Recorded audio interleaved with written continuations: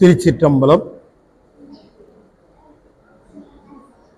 ஆடும் வரிவேல் அணி சேவல் என பாடும் பணியே பணியாய் அருள்வாய். தேடும் கயமா முகனை செருவில் சாடும் தனி யானை சகோ.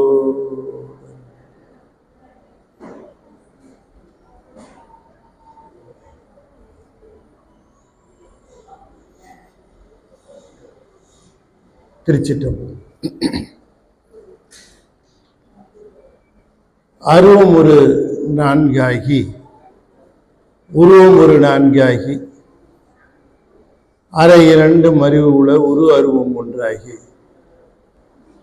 முத்திரமும் வழுத்த ஒன்னா பெருவழி கப்பாலாய் உள்ள பொருள் ஈதனவே பெரிதும் சேயோன் ஒருவனையே புகழ்ந்த அருள் அருணகிரி சேவடி போது உளத்துள் வைப்போம். திருச்சிற்றம்பலம். தென்னாடுடைய சிவனே போற்றி, ஏகம்பத்துரையந்தாய் போற்றி, பாகம் பெண்ணுரு ஆனாய் போற்றி, பராய்த்துறை மேவிய பரனே போற்றி, சிராப்பள்ளி மேவிய சிவனே போற்றி, அண்ணாமலையம் அண்ணா போற்றி, கண்ணாரமுத கடலே போற்றி, காவாய் கனகத்திரளே போற்றி, கைலை மலையானே போற்றி போற்றி. வெற்றிவேல் முருகனுக்கு. திருச்சிற்றம்பலம். அண்ட சராசரங்களுக்கெல்லாம் அதிபதியாக விளங்கக்கூடிய முருகப்பெருமானுடைய ஒப்பற்ற பெருங்கருணையினாலே இன்றைய தினம் இப்போதே அற்புதமான ஞான பண்டிதனாக விளங்கக்கூடிய முருகப்பெருமானுடைய திருக்கோயிலிலே அருணகிரிநாதர் மன்றத்தினுடைய ஆண்டு விழாவில் அடியேன் அறிவை அறிவது பொருள் என்பது பற்றி சில செய்திகளை உங்களுடன் பகிர்ந்து கொள்வதற்கு திருவருள் கூட்டியிருக்கிறது. எந்த ஒரு செய்தியையும் நாம் தெரிந்து கொள்வதற்கு நம்முடைய காது மட்டும் போதாது. அந்த காது கேட்கிற பொழுது அந்த உள்ளமும் அங்கே உறைந்து நிற்றல் வேண்டும். இன்றைக்கு கொடுத்திருக்கிற தலைப்பு ஒரு ஆழ்ந்த பொருளை தரக்கூடிய தலைப்பு. ஆழ்ந்த பொருளிலே பேசினால் நீங்கள் கேட்க ஆயத்தமாக இருக்கிறீர்களா என்று எனக்கு தெரிந்தால் மட்டுமே நான் அந்த ஆழமான செய்தியை உங்களுடன் பகிர்ந்து கொள்ள முடியும். இல்லாவிட்டால் மேம்போக்கான செய்திகளும் மேலான கதைகளும் மேலான விஷயங்களை மட்டுமே பேசி போனால் போதும் என்கிற நிலை இருக்குமானால் அந்த மாதிரியும் அடியேனால் சொல்லிவிட்டு போக இயலும். ஆனாலும் கூட இங்கே கூடியிருக்கிறவர்கள் எந்த உள்ளத்திலே, எந்த எண்ணத்திலே, எந்த கருத்திலே, எந்த கவனத்திலே இருக்கிறார்கள் என்பதை பொறுத்துத்தான் உயர்ந்த விஷயங்களை ஊட்ட முடியும். அருணகிரிநாதர் மிக உயர்ந்த செய்திகளை மிக எளிமையாக சொல்லிவிட்டு போயிருக்கிறார் திருப்புகழிலே. திருப்புகழ் என்று சொல்லக்கூடிய ஒரு மகா மந்திரம் முருகனுடைய திருவருளை பெறுவதற்கு சாதனமாக தந்துவிட்டு போயிருக்கிறார். முருகன் எப்பொழுது மகிழ்கிறான் என்று கேட்கிற பொழுது முருகனை எப்படி மகிழ்விக்கலாம் என்று கேட்கிற பொழுது நாம் நல்ல முதிர்ந்த தேங்காய், நல்ல ஒரு சீப்பு வாழைப்பழம், அற்புதமான வெற்றிலை பாக்கு,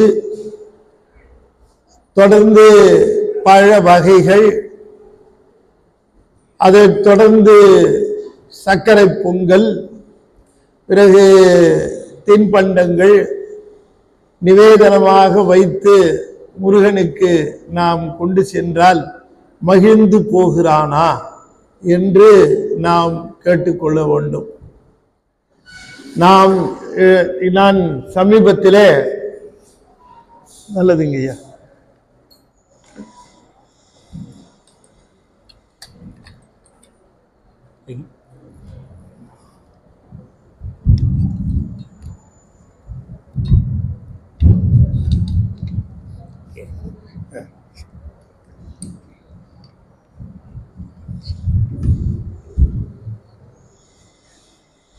சமீபத்தில் ஒரு திருக்கோயிலுக்கு, சென்னையில் இருக்கக்கூடிய ஒரு கோயிலுக்கு போயிருந்தோம். நானும் என்னுடைய வீட்டுக்காரமாவும். வழக்கமா எல்லாரும் அர்ச்சனை தட்டு வாங்குவாங்க. அந்த மாதிரி ஒரு இளம் தம்பதி கணவனும் மனைவியுமாக அர்ச்சனை தட்டு வாங்கி கொண்டிருந்தார்கள். இந்த கடைக்காரர் தட்டு எடுத்து வாழைப்பழம், வெத்தலை பாக்கு எல்லாம் வச்சுட்டு தேங்காய் வைக்க போனார். உடனே இந்த பெண்ணு சொன்னா, ஐயா நீங்க சின்ன காயா வைங்க அப்படின்னு சொன்னாங்க. பக்கத்துல அந்த கணவன் நின்னான். அவன் சொன்னா, இல்லம்மா ஐயா கொஞ்சம் பெரிய காயா வைங்க. உடனே இந்த பெண்ணு சொன்னா, இல்ல சாமிக்கு தான், பரவாயில்ல நீங்க சின்ன காயாவே வைங்க அப்படின்னு சொன்ன. உடனே இவன் திரும்பவும் சொன்னா, இல்லம்மா ஐயா நீங்க கொஞ்சம் பெரிய காய் வைங்க. இவங்களுக்குள்ளேயே சின்ன பிணக்கு. உடனே இந்த பெண்ணு திரும்பவும் சொல்லுது, அட சும்மா இருங்க நீங்க, ஐயா நீங்க சின்ன காயை வைங்க அப்படின்னு. உடனே இவன் சொன்னா, இல்லம்மா நாளைக்கு சட்னிக்காகும், பெரிய காயா வச்சிடலாம். இப்ப தேங்காய் வாங்கும் போது சாமிக்கா சட்னிக்கான்னு தெரிஞ்சு போச்சு. இப்ப இந்த தேங்காய்க்காகவா உட்கார்ந்து இருக்கிறாரு சாமி? நாம கொண்டு போற தேங்காய அவர் எடுத்துக்கிறாரா? காட்டிட்டு எடுத்துட்டு வந்துடுறோம். வாழைப்பழம் கொண்டு போறோம், காட்டிட்டு எடுத்துட்டு வந்துடுறோம். வெத்தலை பாக்கு கொண்டு போறோம், காட்டிட்டு எடுத்துட்டு போயிடுறோம். இதனால எல்லாம அவர் மகிழ்ந்துருவாரு? அவரை மகிழ்விப்பதற்கு நாம் கொண்டு செல்கிற பொருள்கள் மகிழ்விக்கும்னா, ஒரு நாளைக்கு எத்தனை தேங்காய் பார்ப்பாரு, எத்தனை வாழைப்பழம் பார்ப்பாரு. கிருத்திகை அதுவும்னா ஏகப்பட்ட தேங்காய். இல்ல, நம்மை நாமே ஏமாற்றிக் கொள்ளக்கூடாது. இந்த தேங்காய்க்கும் வாழைப்பழத்துக்கும் அவர் அங்க உட்கார்ந்து இருக்கிறான்னு நினைச்சா நம்மளை விட முட்டாள் கிடையாது. அதுக்காக அவர் உட்கார்ல. என்ன எதிர்பார்க்கிறார் சாமி? என்ன எதிர்பார்க்கிறார்? அங்க வந்து நிக்கிற அந்த அடியார் ரெண்டு விஷயத்தை செய்கிறாரான்னு தான் பார்க்கிறார். இன்னைக்கு நீங்க அறிவுபூர்வமாக உணர்ந்து கொள்ள வேண்டும். வழிபாடு என்பது சாமியிட போய் நிக்கிற பொழுது ரெண்டு விஷயத்தை அவர் எதிர்பார்க்கிறார். அதைத்தான் நம்முடைய பெரியவர்கள் சொல்லி இருக்கிறார்கள். முதல் செய்தி, என்னுடைய எண்ணம் முழுவதும் அவரிடம் இருக்கிறதா? இது முதல் செய்தி. நான் போய் நின்னா என்னுடைய சிந்தனை அங்கதான் இருக்கா, இல்ல பாதி வெளியில இருக்கா, இல்ல பாதி மடப்பள்ளியில இருக்கா, இல்ல பாதி என்னுடைய வீட்டுல இருக்கா? கதவை சரியா பூட்டினா என்னன்னு தெரியலையே, கேஸ் ஆஃப் பண்ணனான்னு தெரியலையே அப்படின்னு சிந்தனை வீட்டுல இருக்கா, இல்ல சன்னதியில இருக்கா? இது முதல். ரெண்டாவது, இதுதான் ரொம்ப முக்கியம். ஒரு நாள் முழுக்க இவன் தனக்கு சொந்த கதையும் ஊர் கதையும் பேசி பேசி தீக்கிறானே, இங்க வந்தா வாயை திறந்து ஒரு திருப்புகழ் பாடுறானா அப்படின்னு பார்ப்பார். அதத்தான் எதிர்பார்ப்பார். விரித்து அருணகிரிநாதன் உரைத்த தமிழ் மிகுத்த பலமுடன் போத மகிழ்வோனே. அருணகிரிநாதன் சொல்றார், விரித்து அருணகிரிநாதன் உரைத்த தமிழ் மிகுத்த பலமுடன் போத மகிழ்வோனே. யாராவது போய் அவர் சன்னதியிலே நின்று திருப்புகழை பாடினால் மனம் மகிழ்ந்து போகிறானாம் முருகப்பெருமான். சொல்றது யாருன்னா அருணகிரிநாதர் சொல்றார். சன்னதிக்கு வந்து நிக்கிறவன் வாயை திறந்து திருப்புகழ் சொல்லுகிறானா என்றுதான் எதிர்பார்ப்பாராம். நான் ரெண்டு விஷயம், ஒண்ணு மனசு அங்க இருக்கணும், ரெண்டாவது வாயினால திருப்புகழை சொல்லணும். அந்த திருப்புகழை சொல்லுகிற பொழுதுதான் அவன் மகிழ்ந்து போகின்றான். ஏனென்றால் திருப்புகழ் உரைத்தவர் நம்முடைய அருணகிரிநாத சுவாமிகள். நாமெல்லாம் முருகனுடைய திருவருளை பெற வேண்டும் என்பதற்காக நமக்கு தந்த சாதனம் தான் திருப்புகழ். நாம சென்று இறைவன் முன்பாக நின்று திருப்புகழை நாம் சொல்லுகிற பொழுது நமக்கு திருவருள் கிடைக்க வேண்டும் என்கிற காரணத்திற்காக முருகனை எளிதிலே வழிபட்டு திருவருள் பெறுவதற்காக அருணகிரிநாதர் நமக்கு ஒரு சாதனம் கையில கொடுத்திருக்கார், டூலு. அதுதான் திருப்புகழ். திருப்புகழை ஓதி முருகனை வழிபடாவிட்டால் வழிபாடு நிறைவுறாது.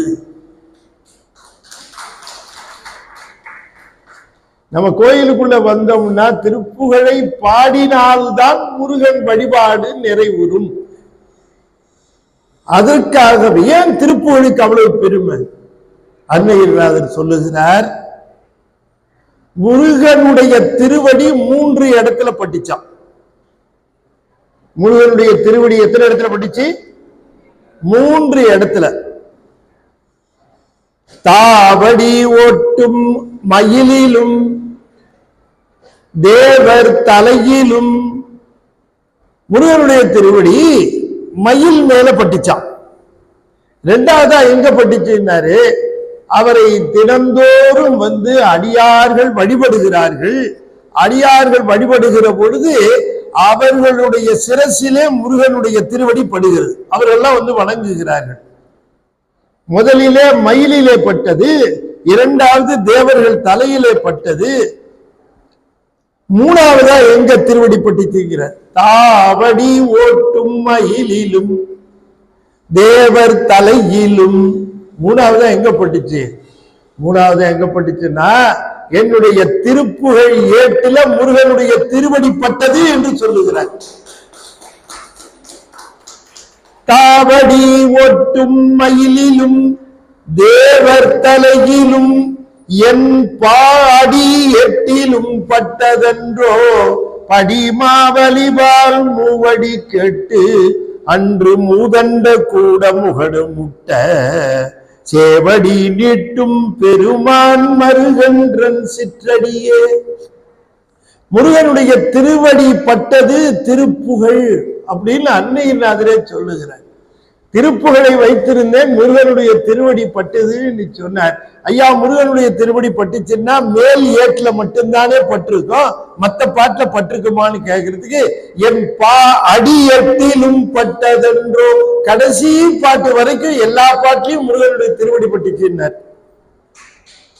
எல்லா பாடல்களையும் முருகனுடைய திருவடி பட்டுச்சு. அப்ப இந்த திருப்புகழுக்கு என்ன சிறப்பு அப்படின்னு கேட்டா, திருவடிக்கு என்னென்ன சிறப்போ அத்தனை சிறப்பும் இந்த திருப்புகழுக்கு உண்டு. முருகனுடைய திருவடிக்கு என்னென்ன சிறப்பு? செயல்வட்டடிந்தது செந்தூர் வயற்பொழில் தெங்கடம்பின் மால்வட்டடிந்தது பூங்கொடியார் மனம் அவன் மேல் வட்டடிந்தது வேலையும் சூரனும் வெப்பும் கால் பட்டடிந்தது இங்கன் தலை மேலையன் கையெழுத்தே. நம்ம தலையில பிரம்மா இங்க அனுப்பும் போது பக்கம் பக்கமா எழுதி அனுப்பிச்சிருக்கிறான். அத்தனையும் அனுபவிச்சுட்டு இருக்கிறோம். அதுல இருந்து தப்பிக்கவே முடியாது. அவன் என்ன எழுதி போட்டிருக்கிறானோ அத்தனையும் அனுபவிச்சுதான் தீக்கணும். பக்கமா எழுதிருக்கான், நிறைய பக்கம். முருகப்பெருமானுடைய திருவடி என்ன பண்ணிச்சா, அந்த அற்புதமா சொல்லுகிறார், அவன் கால்பட்டு அடிந்தது இங்கன் தலைமேல் பக்கமா எழுதியிருக்கிறானே அத்தனையுமா. ஒரு நண்பர் ஒருத்தட்ட பணம் வாங்கினார். அவர் உடனே ஒரு ப்ரோ நோட்டு எழுதி கொடுத்தார். இவர் வேண்டான்னார். பரவாயில்லைங்க ஐயா, நான் பணம் வாங்குறேன், எழுதி கொடுத்தாரன்னு எழுதி கொடுத்தார். 5000 வெள்ளி வாங்கினேன்னு சொல்லி எழுதி கொடுத்துட்டார்.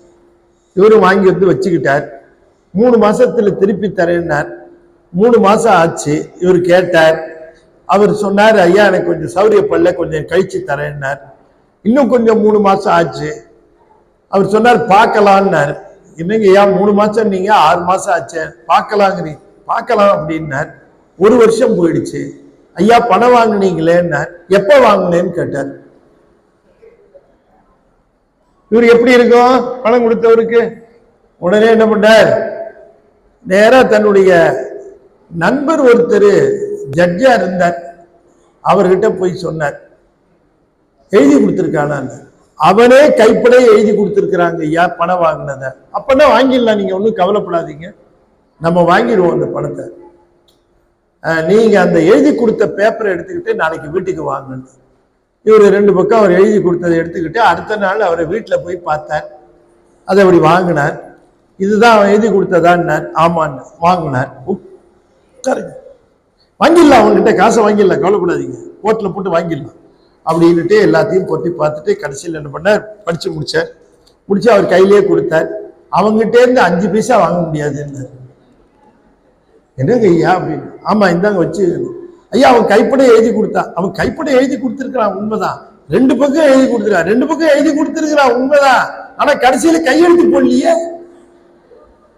எத்தனை பக்கம் எழுதுனா என்ன, கடைசியில என்ன போடணும், கையெழுத்து போடணும். கையெழுத்து போடலன்னா டோட்டல் டாக்குமெண்டே இன்வேலிடு.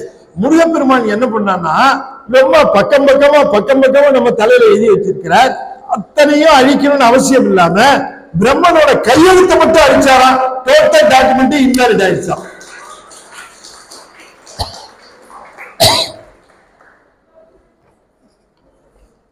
அவன் கால்பட்டு அழிந்தது இங்க தலைமேல். சொல்லுங்க அந்த பாட்டு தெரியுமா? அந்த பாட்டு செயல்பட்டு அழிந்தது. கேக்குதா கிளியரா? நான் பேசுறது கிளியரா இருக்கா? சரி. ஏன்னா நீங்களாம் என்ன பார்க்கிற பார்வையை பார்த்தா நான் ஏதோ லத்தீன் மொழியில பேசுற மாதிரி நீங்க என்ன அப்படி பாக்குறீங்க. அதுக்காக கேட்டேன், புரியுதா புரியலையான்னு கேட்டேன். உங்க காதுல சரியா கேக்குதா? சரி. அவன் கால்பட்டு அழிந்தது இங்கன் தலைமேல் அயன் எழுத்து இல்ல, அயன் கையெழுத்து. கையெழுத்து அழிச்சு விட்டார், டோட்டல் டாக்குமெண்ட் இன்வாலிட். அப்ப இந்த திருவடிக்கு என்ன பெருமை, தலையெழுத்தை அழிக்கும். அப்ப திருவடி பட்ட திருப்புகழுக்கு என்ன பெருமை, நம்ம தலையெழுத்தை மாற்றும் திருப்புகழ்.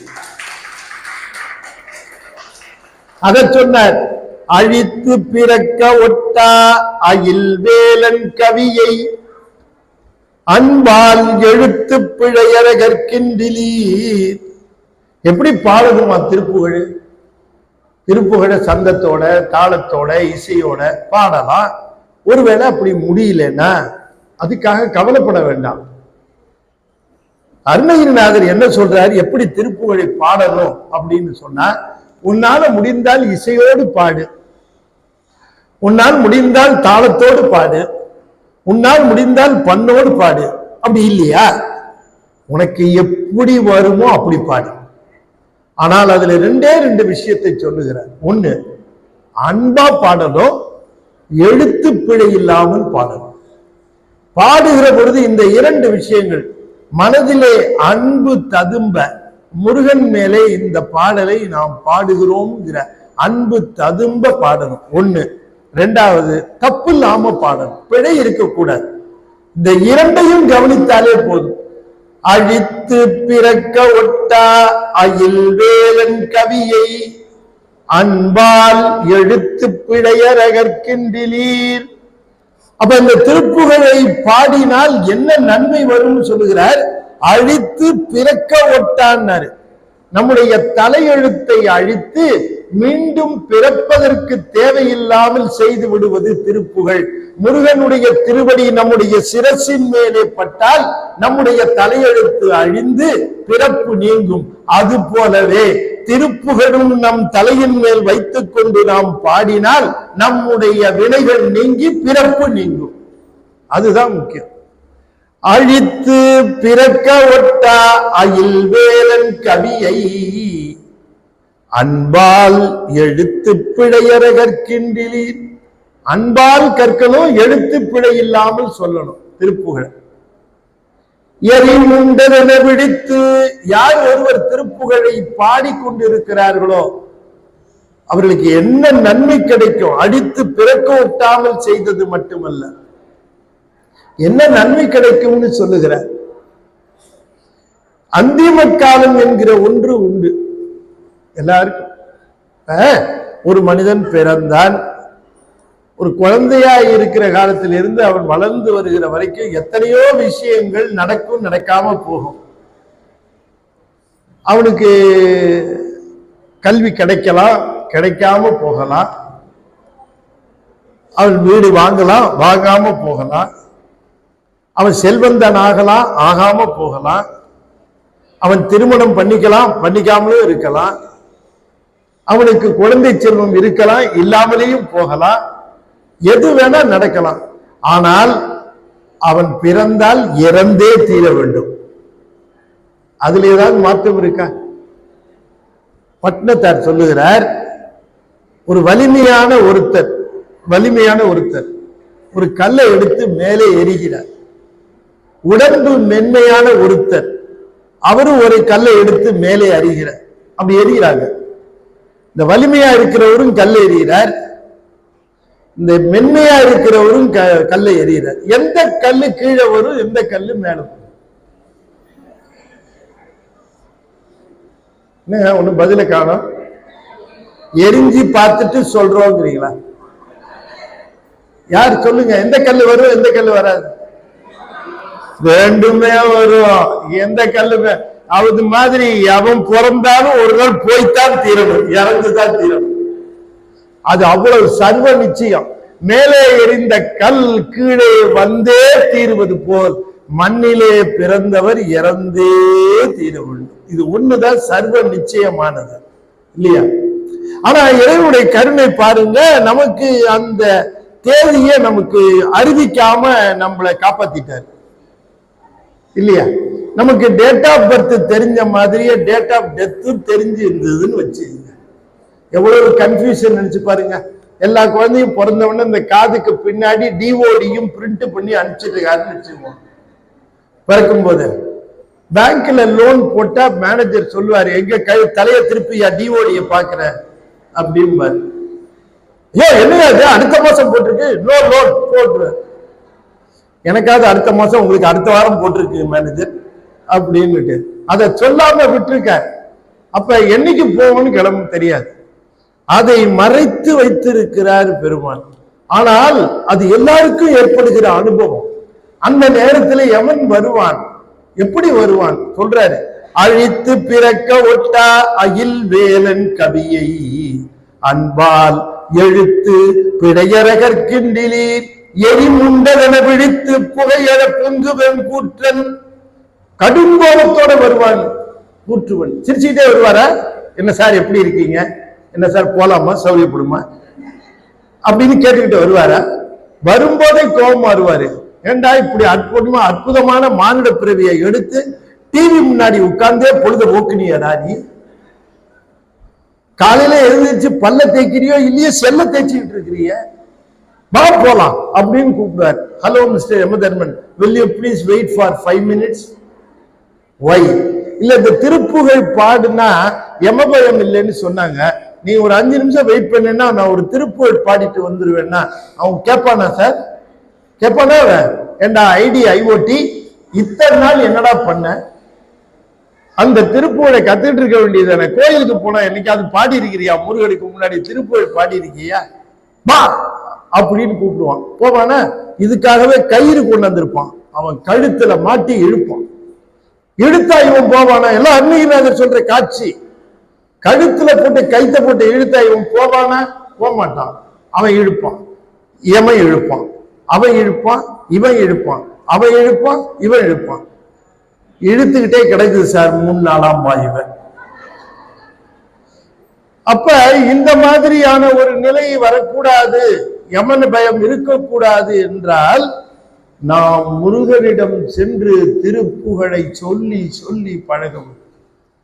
தந்த பசிதனை அறிந்து முளையமுது தந்து முதுகு தடவிய தாயார் தம்பி பணிவிடை சொய் தொண்டர் பிரியமுள தங்கை மருகர் உயிரெனவே சார் மைந்தர் மனைவியர் கடம்பு கடமுடவு வந்த வரிசை மொழி பகற்கேடா வந்து தலை நவிர விழுந்து தரை புக மயங்க ஒரு மயிடம் இசையேறி அந்த கடும் எனை அடைந்து வருகையில் அஞ்சலென வலிய மயில் மேல் நீ அந்த மரணியோடு உகந்த மனித நமது அன்பன மொழிய வருவாயே சிந்தை மகிழ மலை மங்கை நயல் இணைகள் சிந்து பயமயிலும் மயில் வீரா திங்கள் அளவுனது துண்டு சடிலருள் செந்தில் நகரில் உரை பெருமாளே. திருச்செந்தூர் திருப்புகழ் அதுல சொல்லுகிறார், தந்த பசிதனை அறிந்து முதுகு தடவிய தாயார். எத்தனையோ பேரு நாம இறக்கிற பொழுது கண்ணீர் விடுகிறார்கள், கதறுகிறார்கள், அழுகிறார்கள், புரளுகிறார்கள். உடனே இவன் சொல்றான், சாமி என் மேல எவ்வளவு பேர் அன்பு வச்சிருக்கிறாங்க, நீங்க என்னை கூட்டிட்டு போறிய சாமி, இங்க பாரு சாமி என் மேல எவ்வளவு அன்பு, அவன் நான் இல்லைன்னா என்ன பண்ணுவாங்க, இவங்களாம் எப்படி கத்துறாங்க பாருங்க, இவங்களாம் எப்படி அழறாங்க பாருங்க, நான் என்ன செய்வேன் சாமி, என்னை ஏன் கூட்டிட்டு போறீங்க, இவங்கெல்லாம் என் மேல எவ்வளவு அன்பு வச்சிருக்கிறாங்க பாருங்க, இந்த பக்கம் பாருங்க, இந்த பக்கம் பாருங்க, உறவினர் மனைவி மக்கள் பேரன் பேத்தி எல்லாரும் பாருங்க. சாமி உடனே சொன்னாரு, சரிப்பா ஒரே ஒரு ஆப்ஷன், எல்லாரும் உன் மேல அன்பு வச்சிருக்காங்கன்னு சொல்றேன், ரைட், ஒன்னே ஒண்ணு பண்றேன், இப்ப உன்னை கூட்டு போறதுக்காக வந்திருக்கிறாங்க, நீ சொல்ற நிறைய பேர் அன்பு வச்சிருக்காங்கிற, சரி உன் பிரியத்துக்கு நீ சொல்ற ஒரு 2 பேரை நீ கூட கூட்டிட்டு போலாம், இங்க யாரெல்லாம் உன் மேல ரொம்ப அன்பு வச்சிருக்கிறாங்களோ அவங்கள 2 பேர் யாரு வராங்கன்னு கேட்டு சொல்லு, ஒன்ன கூட்டு போகும்போது அவங்களையும் கூட்டிட்டு போயிடலாம் அப்படின்னு வச்சுக்குவோம். நீங்க யோசனை பண்ணுங்க, கூடாரமே காலி ஆயிடும், யாரு போவா கூட, யாரும் போக மாட்டாங்க. தந்த பசிதனை அறிந்து முதுகு தடவிய தாயார். இந்த குழந்தைக்கு பால் கொடுத்த உடனே எவ்வளவு அற்புதமா சொல்லுகிறார், இந்த குழந்தைக்கு பால் கொடுத்த உடனே இந்த தாய் என்ன பண்ணுவா, அதை நிமிந்து உட்கார வச்சுட்டு அதனுடைய முதுக அப்படி தடவி கொடுப்பா, அது அப்படின்னு ஒரு ஏப்பம் விடணும், அப்பதான் பால் இறங்குச்சுன்னு அர்த்தம், இல்லைன்னா கக்கிரும். இதை கவனமா செய்கிற தாயார் என்று சொல்லுகிறார். தந்த பசிதனை அறிந்து முதுகு தடவிய தாயார் தம்பி பணிவிடை செய் தொண்டர் பிரியமுள தங்கை மருகர் உயிரணவே சார் மைந்தர் மனைவியர் கடும்புனா உறவினர் வந்து தலை தவிர விழுந்து தெருவுல ஒடியாருகிற பொழுது தலைவரி கோலமா போயிட்டியேன்னு விழுந்து புரண்டு அழுதுகிட்டே வருவாங்களாம். அருணகிரிநாதர் சொல்றார், பார்த்திருப்பார் போல இருக்கு.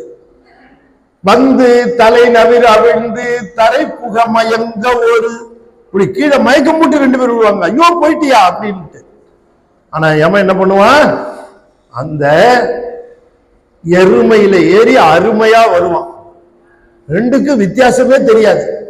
எருமை கலர்ல தான் இவனும் இருப்பான், 2ம் 1000 அமாவாசையை உருக்கி ஊத்துன மாதிரி இருக்கும். அப்படி வந்து நிப்பான். அப்படி நிக்கிற நேரத்துல சொல்ற முருகன் எங்க வந்து நிப்பானா, இவன் என்னுடைய அன்பன், காலம் தவறாம என்னுடைய கோயிலுக்கு வந்து திருப்புகழ் பாடினவன், இவனை நீ தொடாத, இவனை நான் பார்த்துக்கிறேன், நான் அழிச்சுன்னு போயிடுவேன், நீ உன் வேலையை பார் என்று சொல்லி யார் திருப்புகழ் பாடினார்களோ திருப்புகழ் பாடியவர்களுடைய அந்திம காலத்திலே யமன் வந்தால் அவனை துரத்தி விட்டு தானே அருளி செய்து மயிலில் அழைத்து போவானாம் முருகப்பெருமான்.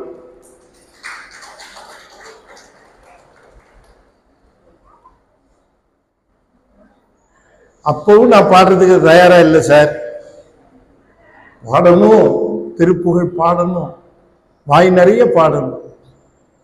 பருத்த மூளை சிறுத்த இடைவழுத்த நகை கருத்த குடல் சிவத்த இதழ் மரச்சிறுமி விழிக்கு நிகராகும் பனைக்கை முகப்படக்கரட மதத்தவள கஜக்கடவுள் பதத்திடு நிகழத்து முளை தெரிக்க வரவாகும் பழுத்தமுது தமிழ் பலகை இருக்கும் ஒரு கவிப்புலவன் இசை குறுகி வரை குகையை இடித்து வழிகாணும் பசித்தலகை முசித்தழுதல் முறைப்படுதல் ஒழித்த உணர்வு துதிர நினத்தசிகள் புசிக்காரும் நேர் சொலற்கரிய திருப்புகழை உரைத்தவரை அடுத்த வகை அறுத்தெறிய உருக்கியல் அறத்தை நிலை காணும். யார் ஒருவர் திருப்புகழை பாடுகிறார்களோ அவர்களுக்கு பக்கத்திலே வந்து வேல் நின்று கொள்ளுவான். வேல் நின்றுடும். இந்த பக்கத்துல வேலு, இந்த பக்கத்துல வேலு, முன்னால வேல், பின்னால வேல் வந்து நிக்குமா. யார் திருப்புகழ் பாடுகிறார்களோ அப்ப திருப்புகழினுடைய வலிமை என்னன்னு பாருங்க. சொலற்கரிய திருப்புகழை, சொல்லுவதற்கு அரிய திருப்புகழ். ஏன் சொல்லுவதற்கு அரிது அப்படின்னு கேட்டா, முன்னை பிறவியில தவம் செய்திருந்தால்தான் இந்த பிறவியில திருப்புகழ் சொல்லுவதற்குரிய மனம் வாய்க்கும். திருப்புகளால முருகனை வழிபடுகின்ற அந்த வாய்ப்பு யாருக்கு கிடைக்கும்? நான் போய் திருப்புகழ் பாடுறேன், என்னால ராகமா பாட முடியல, தாளமா போட முடியல, பாட முடியல அப்படின்னு சொல்லி சொன்னா கவலைப்பட வேண்டாம். உனக்கு எப்படி வருகிறதோ, தாளம் இருக்குதோ இல்லையோ, இசை வருகிறதோ இல்லையோ, இசையோடு பாடினால் சரி, இசையோடு பாட முடியாவிட்டாலும் கவலை இல்லை. உனக்கு தெரிந்த அளவுக்கு பாடு, முருகன் மகிழ்ந்து போவான். ஒருத்தர் காலையில் வேலைக்கு போனார், ரேடியோவில் ஜேசுதாஸ் பாட்டு பாடிச்சு, ரொம்ப அருமையான பாட்டு கேட்டு ரசிச்சார். ரசிச்சுட்டு வேலைக்கு போயிட்டார். திரும்ப சாயந்தரம் வேலை முடிஞ்சு வீட்டுக்கு திரும்பி வந்தார். மாலையில வருகிற பொழுது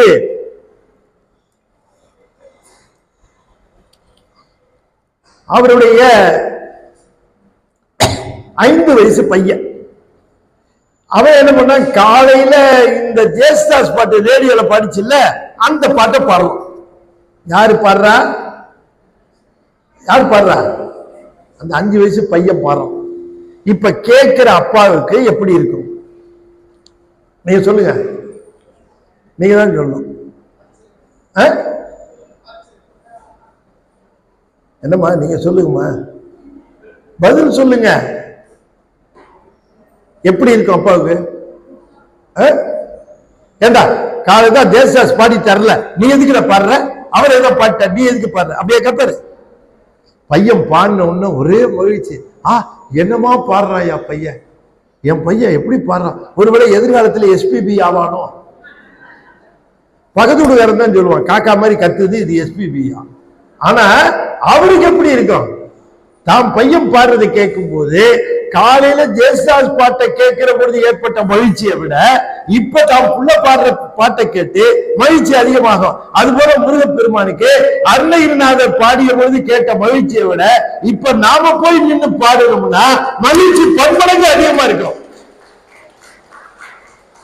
அடாடா என்னமா பாடுறாயா நம்ம பையன், அருமையா பாடுறான் அப்படின்னு தான் சந்தோஷப்படுவாரே தவிர அவர் ஏன் இப்படி பாடுறன்னு கேட்க மாட்டார். வாய் நிறைய பாடம். இந்த வாய் அதுக்காகத்தான் கொடுத்திருக்காரு. கோயிலுக்குள்ள வந்துட்டோம்னா சரவண பவ, ஓம் சரவண பவ, திருப்புகழை பாட வேண்டிய வாய் இது. கோயிலுக்குள்ள நுழைஞ்சா சில பேர் வாயை திறக்கிறதே இல்லை, டைட்டா மூடிக்கிறாங்க. வெளியில எல்லா பேச்சும் உண்டு, அத்தனை பேச்சும், அவ்வளோ பேச்சு. கோயிலுக்குள்ள வந்தா வாயை மூடியாச்சு, சுண்டலுக்கு மட்டும் திறக்கிறது இல்ல.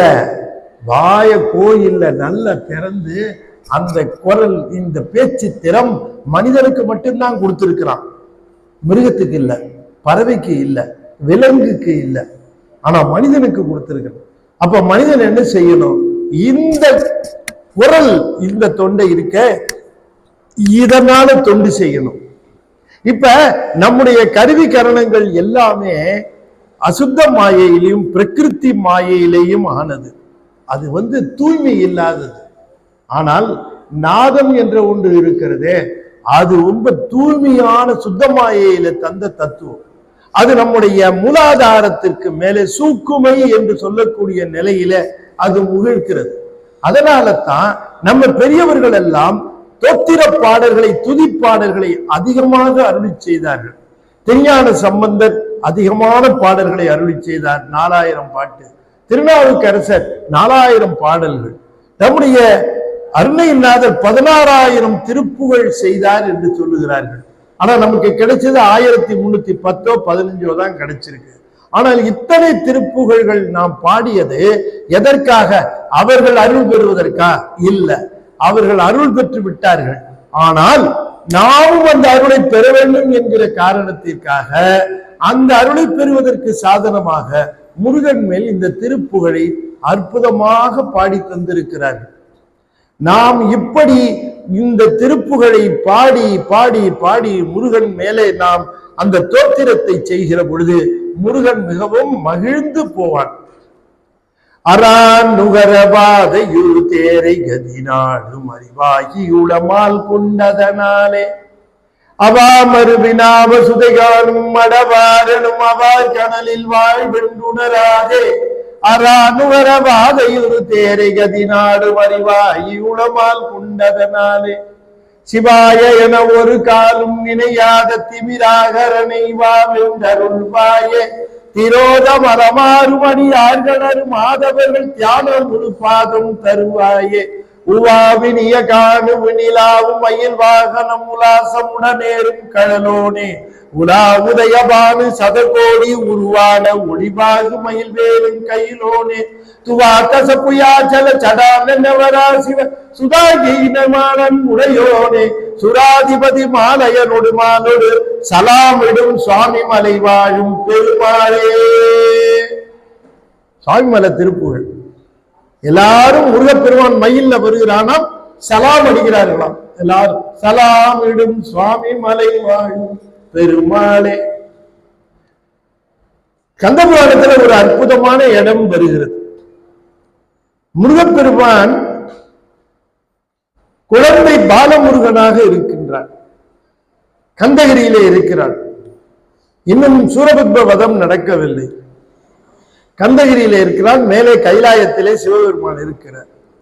எல்லா தேவர்களும் வந்து முருகனை வணங்கி சிவனையும் வணங்கி அவர்கள் நமக்கு என்று நல்ல நாள் வரும், நாம் எப்பொழுது இந்த கொடுமையிலிருந்து விடுபடுவோம் என்று காத்திருக்கிறார்கள். அந்த நேரத்திலே ஒரு நாள் பிரம்மதேவர் வந்தார். அப்படி பிரம்மா வந்தவரு முருகனை வணங்கல. முருகனை வணங்காததுக்கு என்ன காரணம் என்று கேட்டால், நான் பார்க்க பிறந்த குழந்தை அப்படின்னு அவர் நினைச்சார். அதனால முருகனை வணங்காமல் நேரா மேல போயிட்டார். சிவபெருமானை வணங்கினார். வணங்கிட்டு திரும்பவும் கீழே வந்தார். கீழே வருகிற பொழுது கூட முருகன் இருக்கிறான். அந்த பக்கம் பார்த்து அப்படி பார்க்காத மாதிரி போனார். பார்க்கலன்னா பிரச்சனை இல்லை, ஆனால் பார்த்தும் பார்க்காத மாதிரி போவது தவறு. அப்ப உடனே என்ன பண்ணார்? வீரபாகு அப்படின்னார். வீரபாகு அப்படின்னார். வீரபாகு நேரா அவர்கிட்ட போனார். 4 முகம் உன்ன 6 முகம் கூப்பிடுது அப்படின்னார். சரின்னு வந்தார். அப்படி வந்து நின்னார்.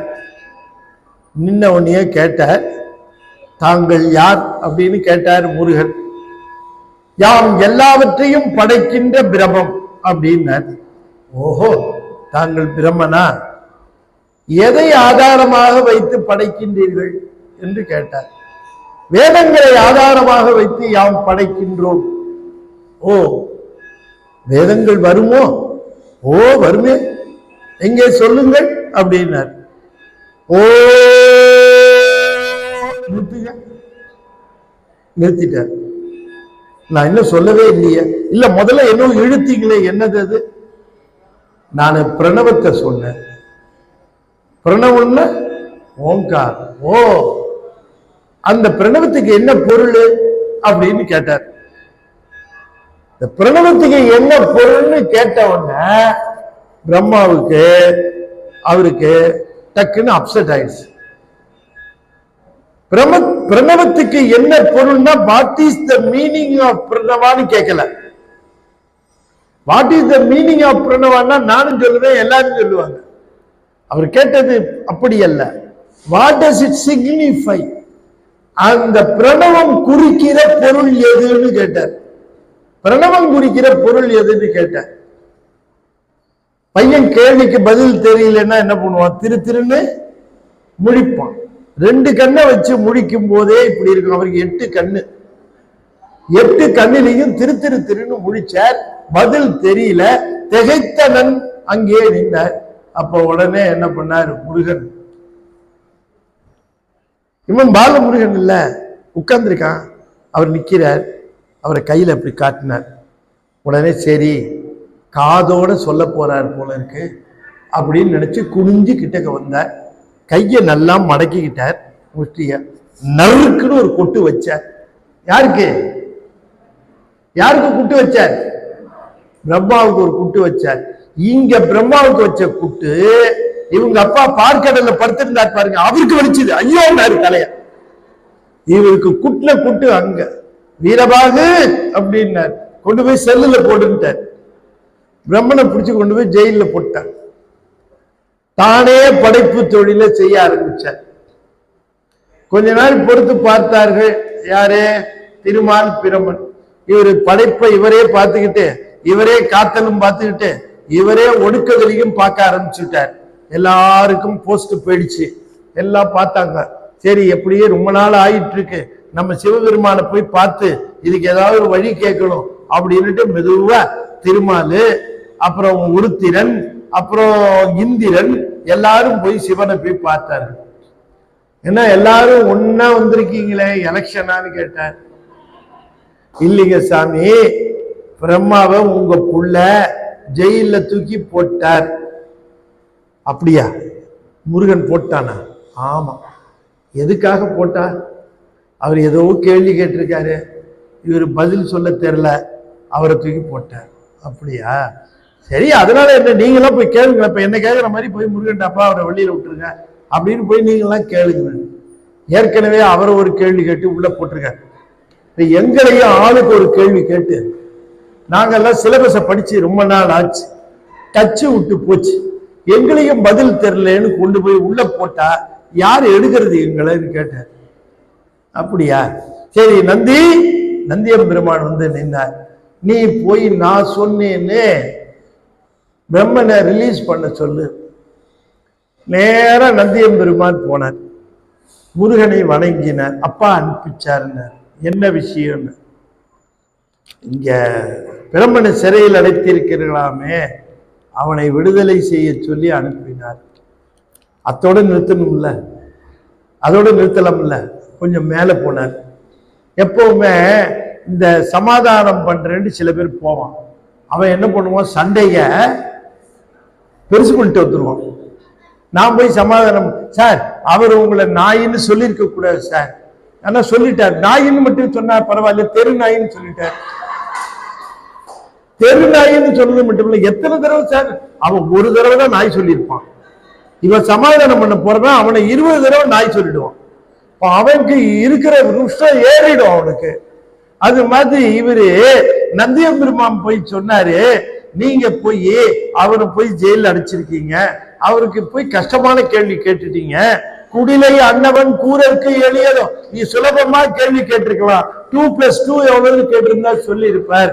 நீங்க அவரை போய் பிரணவத்தின் பொருள் என்னன்னு கேட்டு அடிச்சிட்டீங்களே, குடிலை அன்னவன் கூறற்கு எளியதோ அப்படின்னு கேட்டார். அவனுக்கு குடிலை பற்றி பிரணவத்தை பற்றி என்ன தெரியும், ஏன் நீங்க கேட்டீங்கன்னு முருகன் சொன்னாரு. அன்ன ஊதியை சிறை விடுக்கலன். அன்ன ஊர்தி யாரு? பிரம்மா. அன்னத்து மேல வர்றாருல்ல, அன்ன ஊர்தி. அன்ன ஊர்தியை சிறை விடுக்கலன் நிற்றியேல். இன்னும் நீ நின்றுகிட்டு இருந்தா பிரம்மாவுக்கு பக்கத்து செல்லு காலியா இருக்கு, உன்னை தூக்கி உள்ள போடுவேன்னு நந்தி தலை தெரிக்க முடியாது. என்ன பிரம்மா வெளியே விடுதலை பண்ணிட்டானான்னு கேட்டார் சிவபெருமான். மூச்சு வாங்க வந்து நிக்கிறார் நந்தி. என்ன பிரம்மனை விட்டுட்டானா? கொஞ்சம் போயிருந்தா என்ன தூக்கி உள்ள போட்டிருப்ப, நீங்க வந்து என்னை காப்பாற்ற வேண்டியிருக்கு. நான் சொன்னேன்னு சொன்னியா, நீங்க சொன்னேன்னு சொன்னதுக்கு அப்புறம் தான் என்ன தூக்கி போட போனார். நானே கேட்கிறேன் அப்படின்னு சாமி வர, சாமி வருகிறார். வந்த உடனே தந்தையாராச்சு வணங்கினார். ஆமா, பிரம்மனை சிறையில் அடைச்சிருக்கிறியாம, அப்பா நமக்கு வேண்டியவங்களா இருந்தா அவங்களுக்கு வேற சௌரியம் செய்யலாம், ஆனா முக்கியமான பதவியில எல்லாம் வைக்க கூடாது. பூமியில தான் தெரிஞ்சவன் தெரியாதவன் எல்லாம் பதவியில வைக்கிறாங்க, இங்கேயுமா அப்படி செய்யணும்? பிரம்மாவுக்கு ஒண்ணும் தெரியல, அவருக்கு பிரணவமே தெரியல, அவரை கொண்டு போய் படைப்பு தொழில வச்சிருக்கிறீங்களே அப்படின்னு கேட்கிறார். அதெல்லாம் அப்புறம் பார்த்துக்கலாம், முதல்ல ரிலீஸ் பண்ணு அப்படின்னார். சரிப்பா, வீரபாகு கூப்பிட்டார். அவரு ஜெயில் கதவை திறந்து விட்டார். அவங்க வந்தா, அவரு பிரம்மதேவன் வந்தார். சாமி பார்த்து கேட்டார், சிவபெருமான், என்ன சிறையில வாடினீர்களா? இல்லை, நிறைய புத்தி வந்தது, உட்கார்ந்து யோசிச்சேன், நிறைய விஷயம் தெரிஞ்சுது, புஸ்தகம் கூட எழுதினேன். ஓ சரி. எல்லாரும் அங்க நல்ல வேலை பிரம்மன் ரிலீஸ் ஆயிட்டாரு, சந்தோஷமா இருந்தாங்க. உடனே சிவபெருமான் என்ன பண்ணாரு, முருகனை பார்த்து, ஆமா பிரணவத்துக்கு பொருள் தெரியலேங்கிறதுக்காக பிரமனை சிறையில் அடைத்தாய, உனக்கு தெரியுமா அப்படின்னு கேட்டார். தெரியுமே அப்படின்னாரு. எங்க சொல்லு பார்க்கலாம். அது அப்படி சொல்ல முடியாதுன்னாரு. ஏன்னாரு, பிரணவத்தை சொல்லுகிறவர் குரு, கேட்கிறவர் சீடர். நான் சொல்றதா இருந்தா நீங்க சீட பாவத்துல இருந்து கேட்டா சொல்றேன். டேய், நான் உங்க அப்பாடா, அது அப்புறம். சொல்லப்படுகிற பொருள் முக்கியம். இப்ப திருநீரு என்பது முக்கியமானது. நம்முடைய அது யார் தராங்கிறது முக்கியம் இல்லை. நான் ஒரு நூல் எழுதி இருக்கிறேன், சண்டமார்க்கம் சோமசுந்தர நாயக்கர். இந்த நூல் இங்கே இருக்கு. சோமசுந்தர நாயக்கர் ஒரு தடவை கோயிலுக்கு போனார், ஒரு சொற்பொழிவுக்கு. அங்க இருந்தார், அந்த கோயில் நிர்வாகஸ்தர் இருந்தார். அவர் உடனே வாங்க யான் கூட்டிட்டு போனார். சன்னதியில ஒரு சின்ன பையன் தீபாராதனை காட்டினான். அப்ப இவர் சொன்னார், இந்த நிர்வாகஸ்தர் சொன்னார், குருக்கள் பக்கத்து ஊர்ல ஏதோ ஒரு வேலை, அதனால அவர் போயிட்டார், பையனை நிக்க வச்சுட்டு போயிருக்கிறார் பையன் அப்படின்னார். சரின்னாரு. அவர் தீபாராதனை காட்டிட்டு அந்த பையன் உணர்ந்து திருநீர் கொடுத்தான். நம்ம சண்டமார்க்கம் சோமசுந்தர நாயக்கர் என்ன செஞ்சார், 2 கையிலையும் இப்படி திருநீரை வாங்கினார், 2 கையிலையும் வாங்கினார். இவர் என்ன பண்ணார், இந்த நிர்வாகஸ்தர் இப்படி கையை நீட்டி திருநீரை வாங்கினார். அப்ப இவர் சொன்னார், ஒத்த கையில திருநீர் வாங்குறீங்களே, திருநீர் உயர்ந்த விஷயமாயிற்று, 2 கரங்களால் அல்லவா பெற வேண்டும் அப்படின்னார். பையன் தானே கொடுக்கிறான் அப்படின்னார். அதுக்கு அவர் என்ன சொன்னாரு, பையன் தானே கொடுக்குறான் அப்படின்னாரு. சொல்லிட்டு போயிட்டார். அவரு பின்னாடியே போனார். அப்படியே கோயில வலமா வந்தாங்க. அங்க பிள்ளையார் ஒருத்தர் ஊதுவத்தி ஏற்றி வச்சிருந்தார். அந்த ஊதுவத்தி எடுத்தார். இவர் முன்னால போயிட்டு இருந்தார்ல, அவரு முழங்கை இப்படி இருக்கல பின்பக்கம், அதுல அப்படி வச்சார். யாரு, நாயக்கர். அப்படின்னாரு. அவரு என்ன பண்ணீங்கன்னாரு. ஊதுவத்தி வச்சு சுட்டுச்சு. என்ன, சின்ன நெருப்பு தானே அப்படின்னாரு. சின்ன நெருப்புனாலும் சுடாதான்னாரு. அப்ப பையன் கொடுத்தாலும் திருநீர் மகிமை குறையுமான்னு கேட்டார். பையன் கொடுத்தாங்கிறதுனால திருநீர் மகிமை குறையுமா? யார் கொடுத்தா என்ன, திருநீரு திருநீரு தான். அதுபோல சொல்லுவது முருகன், கேட்பது அப்பா. நானும் சொல்லப்படுகிற பிரணவத்தை சொல்லுகிறவன் குருநாதன். அந்த மாதிரி இருந்து கேட்டா தான் நான் சொல்லுவேன். சரிப்பா, நான் சீடபாவத்தில் சேவேரும் ஈசல் சுற்ற மாஞான போத புத்தி சீராகவே உரைத்த குருநாதா. அற்புதமா சொல்லுகிறார் அருணகிரிநாதன். முருகன் உட்கார்ந்திருக்க வலம் வந்தாராம் சிவபெருமான். முருகனை வலம் வந்து அப்படி வாய் பற்றி அந்த உபதேசத்தை எதுல கேட்டார், வலது திருச்செவியில கேட்டார். நமக்கு உபதேசம் கேட்க வேண்டும் என்றால் வலது திருச்செவியில தான் கேட்கும். அதுதான் சிறப்பு. அதனால சொன்னார், சிவன் மனம் குளிர உபதேச மந்திரம் இரு செவி மீதிலும் பகர் செய் குருநாதா. இரு செவின்னு 2 காதலையும் சொன்னார்னு பொருள் சொல்லக்கூடாது. இருனா பெருமை மிக்கன்னு அர்த்தம். அது வலச்செவியை குறிக்கும். வலது செவியில சொன்னானாம் முருகன்.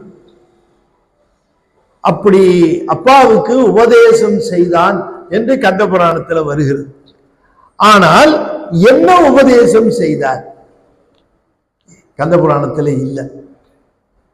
வேறு யாராவது சொல்லி இருக்கிறார்களா? ஒருத்தரும் சொல்லல. பிரணவத்தின் பொருள் என்ன அப்படின்னு கேட்ட பொழுது பிரணவத்தின் பொருளாக முருகப்பெருமான் சிவபெருமானுக்கு என்ன சொன்னார்? யாருமே சொல்லல. ஆனால் கருணைக்கு அருணகிரி என்று சொல்லக்கூடிய அருணகிரிநாதர் ஒருவர் தான் அதை சொல்லி இருக்கிறார். அவரை நாம் வாழ்நாளில் மறக்கவே கூடாது, மறக்கவே கூடாது, மறக்கவே கூடாது. பெருமானை மறக்க கூடாது.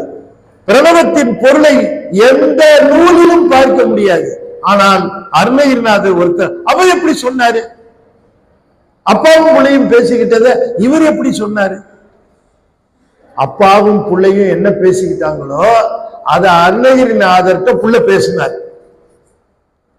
அப்பாவுக்கு என்ன உபதேசம் பண்ணாரோ அந்த உபதேசத்தை அருணகிரிநாதருக்கும் செய்தார். யாரு யாரு? எங்க வாயால முருகர்னு சொன்னா என்னங்க உங்களுக்கு? அது சொல்றதுக்கு கூட வாயை திறக்க மாட்டேங்கிறீங்க. முருகான்னு ஒரு தடவை சொல்ல, முருகா எனும் நாமங்கள். முருகான்னு சொல்றதுக்கு உங்களுக்கு ஒரு வாய்ப்பு சொல்றேன், அப்ப கூட இப்படியே பாக்குறீங்களே தவிர யார் சொன்னாலும் கேட்டா முருகா அப்படின்னு கூவ வேண்டாமா? அங்க இருக்கிற முருகன் என்ன நம்ம பேரை சொல்றதுக்கு கூட இப்படி வாயை திறக்க மாட்டேங்கிறாங்களே. யார் அருணகிரிநாதருக்கு உபதேசம் பண்ணது? முருகன். முருகன் உபதேசம் பண்ணான்.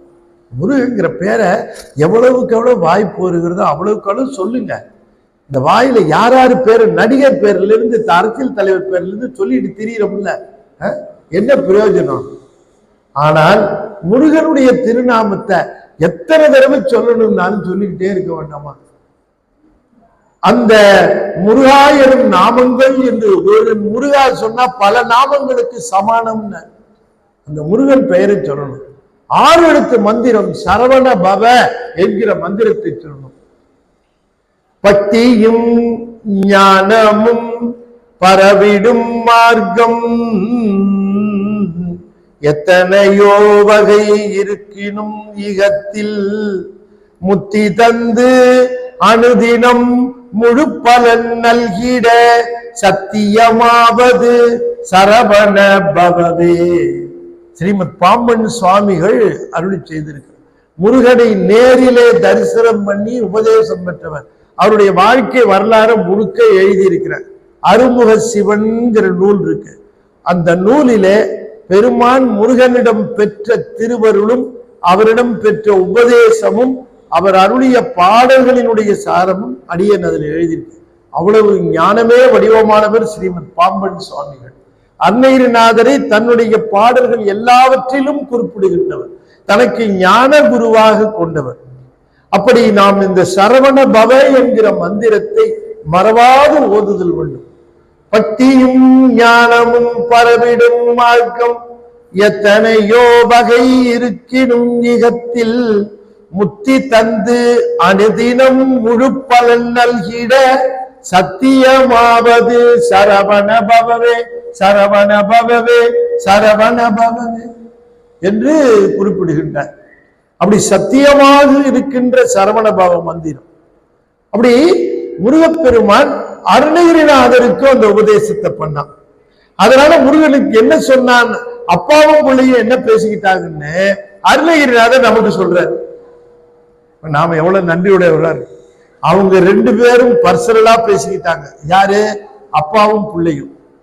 அத பர்சனலா அருணகிரிநாதர்கிட்ட புள்ள பேசினார். அதை நமக்கெல்லாம் தெரிய வேண்டும் என்று நமக்கு அறிவிக்கின்றார் திருப்புகழ்ல. அப்ப கருணைக்கு அருணகிரிங்கிறது சரிதானே? சரி, அப்பாவும் பிள்ளையும் என்ன பேசிக்கிட்டாங்க அதுதான் முக்கியம். இன்னைக்கு தலைப்பு அதுதான். அப்பாவும் பிள்ளையும் என்ன பேசிக்கிட்டாங்க? 2 விஷயம் சொல்றாரு. ஒரு விஷயம், முக்கியமான விஷயம், சிவபெருமானும் முருகப்பெருமானும் ஒருவருக்கொருவர் தந்தையும் மகனும் அப்பாவும் பிள்ளையும் என்ன பேசிக்கிட்டாங்க அப்படிங்கிறதுக்கு முன்னால முதல்ல ஒரு விஷயத்த சொல்லுகிறார். 2 பேரும் தமிழ்ல பேசிக்கிட்டாங்க. ஒன்றை சடையார்க்கு ஒன்றை தெரிய கொஞ்சு தமிழில் பகர்வோனே. திருச்செந்தூர் திருப்புகழ் சாமி சொல்றாங்க, சிவபெருமானுக்கு கொஞ்சு தமிழ்ல சொன்னானாம் முருகப்பெருமான். எது? ஒன்றை தெரிய. ஒன்றுன்னா பிரணவம். இந்த பிரணவத்தை அப்பா மொழி தமிழ்ல பேசிக்கிட்டாங்களாம். தமிழ் என்ன உயர்வு பாருங்க அந்த தமிழ். சரி, அப்படி என்ன சொன்னாங்க இவருக்கு? அந்த பொருள் மழலை மொழி கொடு தெளித்தர ஒளித்திகள் அறிவை அறிவது பொருளென அருளிய பெருமானே. மழலை மொழி கொடு தெளித்தர ஒளித்திகள் அறிவை அறிவது பொருளென அருளிய பெருமாளே. முருகன் மழலை மொழியில உபதேசம் பண்ணி இருக்கிறான். அதை சொன்னார். எந்த மொழியில? மழல மொழியில சொன்னார். மழலை வீட்டுல இந்த குழந்தைங்க இந்த 3 வயசு 3.5 வயசுல மழல மொழியில பேசும். ஆனா அப்பாவுக்கும் அம்மாவுக்கும் தான் புரியும். 2 பேருக்கு மட்டும்தான் புரியும். அது உன்னை கெஸ்ட் கேட்பார், என்ன சொல்றான் பையன் அப்படின்னு. மாமா வந்து 3 நாள் ஆச்சே கிளம்பலையான்னு கேட்கிறான் அப்படின்னு ஒரு பிட்டு போட்டுருவாங்க. மழலை அது மாதிரி முருகன் எதையோ சொன்னா அப்பா புரிஞ்சுக்கிட்டாரோ இல்ல. தெளித்தர மழலை மொழி கொடு தெளித்தர தெளிவாக என்ன சொன்னார்? ஒளித்திகள் அறிவை அறிவது பொருள் என அருளிய பெருமாளே. ஒளித்திகள் அறிவை அறிவது பொருள். எவ்வளவு பெரிய விஷயம்! இத விவரிக்கிறதுக்கு மணிக்கணக்கு ஆகும். ஆனா ஒரு சொல் தொடர்ல எழுதிவிட்டார். அறிவை அறிவது பொருள். ஒளித்திகள் அறிவை அறிவது பொருள். ஒளித்திகள் அறிவை அறிவது பொருள். ஒளித்திகள் அறிவு சிவம் பதி. நம்ம அறிவு ஒளித்திகள் அறிவு இல்லை. இயல்பாகவே அந்த அறிவு ஒளித்திகள் அறிவு. இந்த உலகத்திலே 3 விதமான பொருள்கள் இருக்கின்றன. அறிவின் அடிப்படையிலே 3 விதமான பொருள்களை சொல்லலாம். 1 அறிவித்தாலும் அறியாதது. 2 அறிவித்தால் அறிவது. அறிவித்தாலும் அறியாதது இது. 1.5 மணி நேரமா திருப்புகழ் பேசி முடிச்சுட்டு இங்க இருந்து கிளம்பி போயிட்டு டிஃபன்லாம் சாப்பிட்டு இந்த மைக்கு கிட்ட வந்து, மைக்கே உங்ககிட்ட 1.5 மணி நேரம் பேசுனேன்னு திருப்புகழ் அருளி செய்தது யார் அப்படின்னு கேட்டா இந்த மைக் சொல்லுமா? சொல்லுமா? நீங்க தான் என்ன வித்தியாசமா நினைப்பீங்க. வரும்போது நல்லா தான் இருந்தாரு, இப்ப மைக்கோட பேசுற அளவுக்கு போயிட்டாரு அப்படின்னு சொல்லுவீங்க. இது எவ்வளவு அறிவித்தாலும் அறியாது. இன்னைக்கு முழுக்க திருப்புகழ் பாடினாலும் தெரியாது இதுக்கு. இது அறிவித்தாலும் அறியாது. ஆனா இங்க இருக்கிறவர்கள் பலருக்கும் அறிவை அறிவது பொருள்தானுங்கிறது தெரியாது. இன்னைக்கு நான் சொல்லிட்டேன். அப்படி உணவு உண்ணுகிற பொழுது ஒருத்தர் சொல்லுவார், ஐயா நான் இதுவரைக்கும் தெரியாமல் இருந்தது, அறிவை அறிவது பொருள்னு இன்னைக்கு நீங்க சொன்னதுக்கு அப்புறம் தான் எனக்கு தெரிஞ்சுது அப்படிம்பார். அப்ப நாமெல்லாம் யாரு? அறிவித்தால் அறிகிறது. அறிவித்தாலும் அறியாதது, நாம் அறிவித்தால் அறிவது. நம்ம அறிவு அறிவித்தால் அறியும், இது அறிவித்தாலும் அறியாது. 3வதா ஒரு பொருள் இருக்கு, அது அறிவிக்காமலேயே அறியும். 3வதா ஒரு பொருள் என்ன பேரு சொல்லுங்க? அதுக்கு என்ன சொன்ன? அதுக்கு இப்ப சொன்ன எப்படின்னு. இது என்ன? நீங்க இந்த கருத்தை தெரிஞ்சுக்கிட்டு தான் இங்க இருந்து போறீங்க, மனசுல பதிஞ்சிடணும். இது என்ன? அறிவித்தாலும் நாம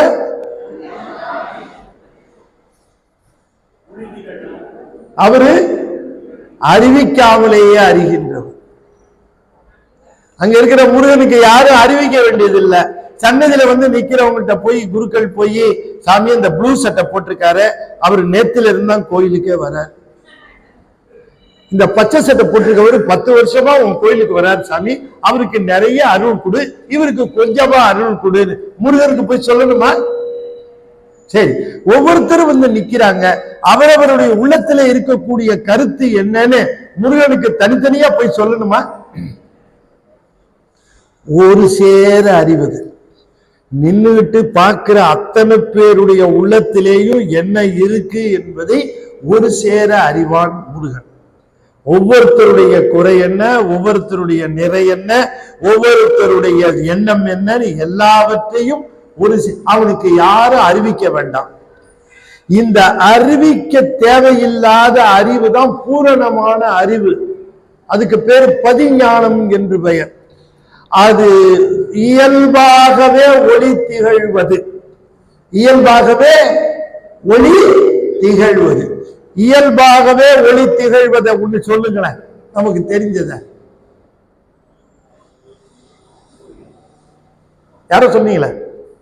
சூரியன். சூரியன் இயல்பாகவே ஒளி திகழ். ஆனா இயல்பா ஒளி கிடையாது, கொடுத்தா வரும் ஒண்ணு ஒளி. சந்திரன். முருகன் சூரியன், நாமெல்லாம் சந்திரன். அதனாலதான் நமக்கு மதின்னு பேரு. அதுதான் சூரியன்.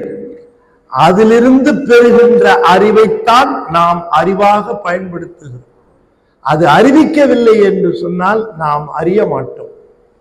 அறிவுக்கு அறிவாக இருந்து அது அறிவித்துக் கொண்டே இருக்கிறது, உடனும் அறிகிறது. அப்படி அறிவித்தும் உடனறிந்தும் வருவதனாலே தான் ஆன்ம அறிவு செயல்படுகிறது.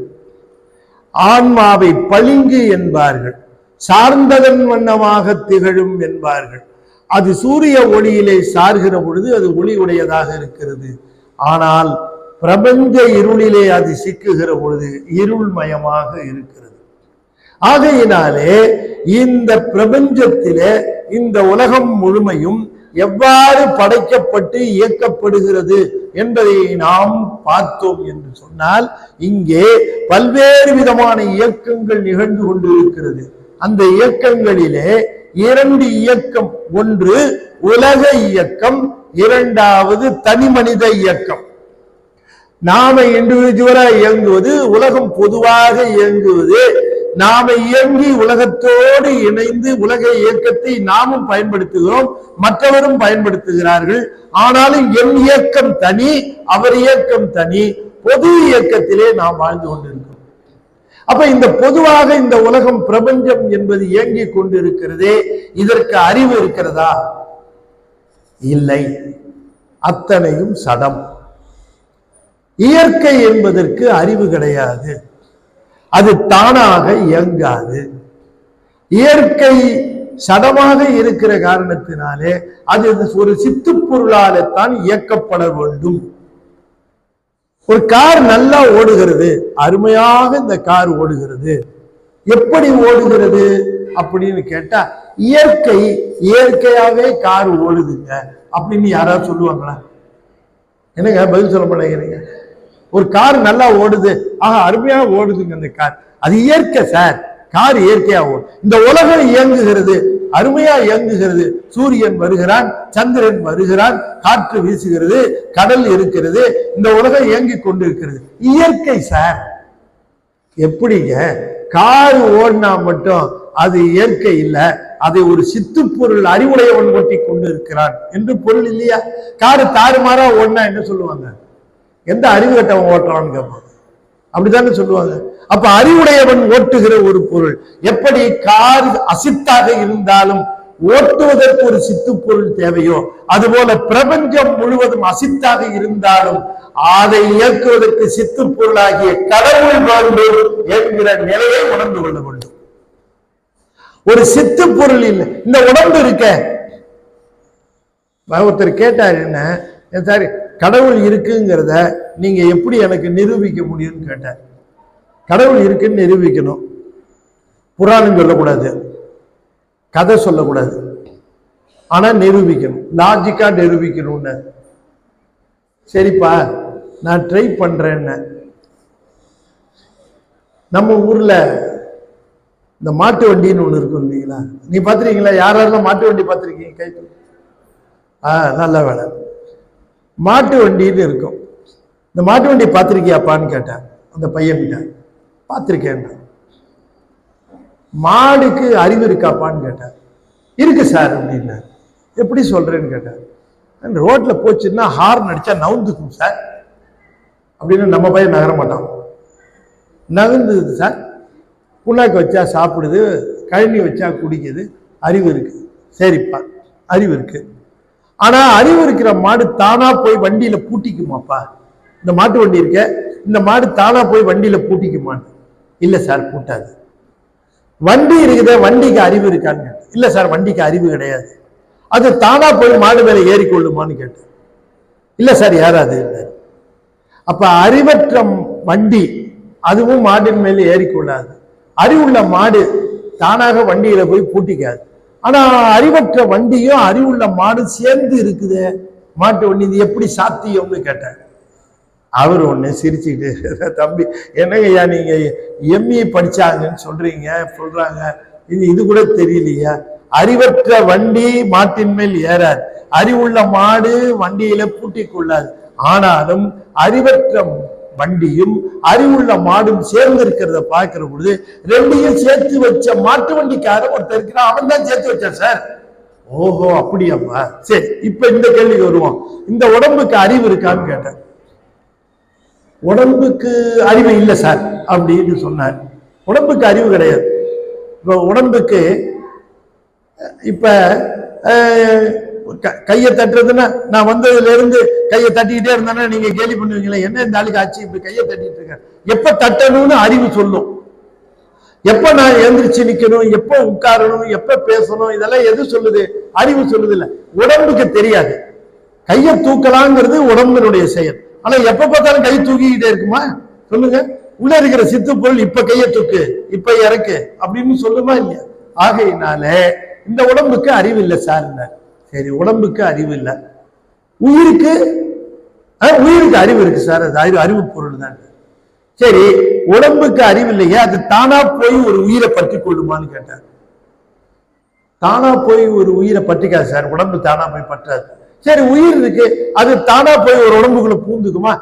அப்படின்னா நமக்கு எந்த உடம்பு வேணுமோ அந்த உடம்புக்குள்ள பூந்துக்கலாமே, நம்ம எந்த நாட்டுல வேணுமோ அந்த நாட்டுல போய் பிறந்துக்கலாமே, அந்த சுதந்திரம் இருக்கா? இல்ல சார். அப்ப உயிர், அறிவுள்ள உயிர் தானாக ஒரு உடம்புக்குள்ள போக முடியாது. அறிவற்ற உடம்பு தானா ஒரு உயிரை பற்ற முடியாது. ஆனாலும் அறிவற்ற உடம்பும் அறிவுள்ள உயிரும் சேர்ந்திருக்கிறத பார்க்கும் பொழுது அறிவற்ற வண்டியையும் அறிவுள்ள மாட்டையும் சேர்த்து வைத்த மாட்டு வண்டிக்காரன் இருப்பது போல இந்த அறிவற்ற உடலையும் அறிவுள்ள உயிரையும் சேர்த்து வைத்த மாட்டு வண்டிக்காரனாகிய முருகன் இருக்கிறான் என்று நாம தெரிந்து கொள்ளலாம். அவன் தான் மாட்டு வண்டிக்காரன். என்னைக்காவது மாட்டு வண்டிக்காரன் மாட்டை பார்த்து உன்னை இன்னைக்கு 4:30 மணிக்கு அவுத்து விட்டுமா, 5 மணிக்கு அவுத்து விட்டுமான்னு கேட்கிறானா? எப்ப அவுத்து விடணும்னு மாட்டு வண்டிக்காரனுக்கு தெரியும். அது போல எப்ப இந்த உடம்பாகிய வண்டியிலிருந்து மாடாகிய உயிரை எப்ப கழட்டி விடணும்னு முருகனுக்குத்தான் தெரியும். ஆகையினாலே இந்த பிரபஞ்சம் முழுமையும் ஒரு அசித்து அறிவற்ற ஒரு பொருள், எல்லாம் இயற்கையில் நடக்கிறது என்பது அபத்தம். அந்த இயற்கையை ஒரு சித்து பொருளான இறைவன் இயக்கி கொண்டிருக்கிறான். எப்படி இயக்குகிறான்? அதுதான் கேள்வி. எப்படி இயக்குகிறான்? எப்படி இந்த பிரபஞ்சம் தோன்றியது என்று சைவ சித்தாந்தம் ரொம்ப அற்புதமாக விவரிக்கிறது. அந்த சைவ சித்தாந்தம் விவரிக்கிற பொழுது இந்த உலகம் 2 பிரபஞ்சங்களை கொண்டது. ஒன்னு சொல் பிரபஞ்சம், இன்னொன்னு பொருள் பிரபஞ்சம். ஒன்னு சொல்லு, இன்னொன்னு பொருள். அவ்வளவுதான். 2 சொல்லு சவுண்டு, பொருள் லைட்டு, நாதம் விந்து, ஒலியும் ஒளியும். ஒலியும் ஒளியினோன்னு நமக்கு நல்லாவே புரியும் இல்லையா? ஒலியும் ஒளியும். ஒலி உலகம், ஒளி உலகம், சொல் உலகம், பொருள் உலகம். இந்த உலகம் முழுமையாக தோன்ற ஆரம்பித்தது நாதம், விந்து, சாதாக்கியம், ஈஸ்வரம், சுத்த வித்தை, காலம், நியதி, கலை, வித்தை, அராகம், மாயை, புருடன். அப்ப இந்த பிரபஞ்சத்தை இந்த உயிர்களுக்காக படைக்கின்றார். படைக்கின்ற பொழுது முதலாக நாதத்தையும் அந்த விந்து என்று சொல்லக்கூடிய ஒளியையும் படைக்கின்றார். நாதத்தையும் ஒளியையும் எதிலிருந்து படைக்கின்றார்? மாயையிலிருந்து படைக்கின்றார். இந்த உலகம் முழுவதும் சிவன் படைக்கின்றான் என்றால் அவனிடமிருந்து வரவில்லை. அவன் அறிவு பொருள், அவனிடமிருந்து வராது. மண் இருக்கிறது, அதுல இருந்து தானே பானை வருது. என்னங்க, மண்ணிலிருந்து பானை வரும். ஆனா போய் குயவன்கிட்ட இருந்து பானை வருதுன்னு சொல்லலாமா? மண்ணிலிருந்தா பானை, ஆனா அது வரதுக்கு காரணம் குயவன். அது போல மாயையிலிருந்து தான் உலகம், அது வரதுக்கு காரணம் சிவம். அதுக்கு நிமித்த காரணம் பேரு. அப்ப இந்த உலகத்தை அவன் படைக்கின்ற பொழுது இந்த உலகம் உருவாக்குவதற்கு மாயையிலிருந்து தான் உருவாக்குகிறான்.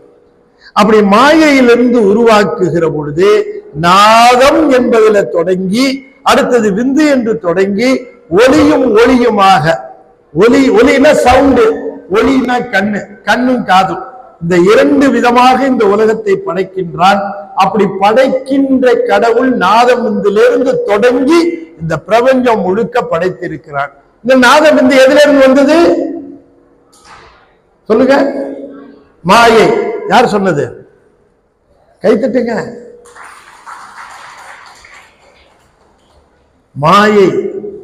மாயையிலிருந்து, மண்ணிலிருந்து பானை வந்த மாதிரி மாயையிலிருந்து தான் இந்த உலகம். சரி, மாயையிலிருந்து எப்படி தானா வருமா?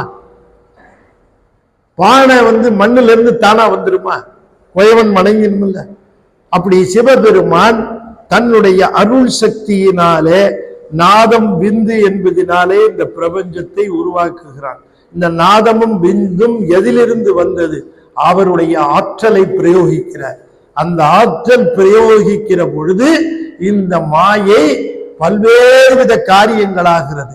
அது முதல் காரியம் நாதம் விந்து, அதுக்கப்புறம் நிறைய காரியம். இப்ப 5 பூதம் எப்படி வந்தது, அதுக்கப்புறம் பின்னால 5 பூதம், 5 பூதத்தினுடைய காரியங்கள் அத்தனையும் பின்னால வருகிறது. அப்ப முதல்ல அவர் நாதையும் விந்தையும் எதிலிருந்து கொண்டு வந்தார்? மாயையிலிருந்து கொண்டு வந்தார். மாயையில கொண்டு வரத்துக்கு அவர் தான் பிரயோகித்த சக்தி பிரணவ ஆற்றல். அப்ப அவருடைய ஆற்றல், அந்த ஓங்கார பிரணவ ஆற்றலை மாயையில் செலுத்தி இந்த மாயையானது நாதமும் விந்தும் பிறகு அது படைத்தல், காத்தல், ஒடுக்குதல் என்ற தொழில்களாகி இந்த 5ம் பிரணவத்தினுடைய தொழில்களாக மாறிது. ஆகவே இந்த உலகத்தை பார்க்கிற நாம் உலகத்தையே பார்த்து கொண்டிருக்க கூடாது. இந்த உலகம் ஈசனுடைய சக்தியினால் ஆனது, அவனுடைய பிரணவத்தினால் ஆனது.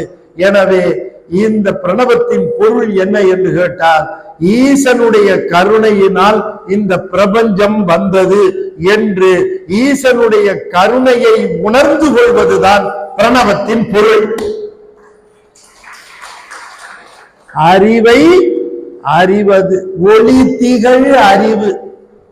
நம்மளது ஒளி திகழ் அறிவு இல்ல, நம்ம இருளோட சேர்ந்து இருளா இருப்போம். இப்ப கண்ணு இருக்கு, ஒளியில சேர்ந்து இருக்கு, ஒளியா இருக்கு. இந்த இடத்துல இருட்டு வந்துருச்சுன்னு வச்சுக்கோங்க, கண்ணு இருட்டாயிடும். எதோட சேருதோ அதோட சேரும். அதுபோல ஆன்மா எதோடு சேருகிறதோ அதை சேரும். ஒளிப்பொருளாகிய சிவத்தோடு சேர்ந்தா அது சிவமாகும், அறியாமையோடு சேர்ந்தா அறியாமையாகும், உலகத்தோடு சேர்ந்தா உலகமாகும்.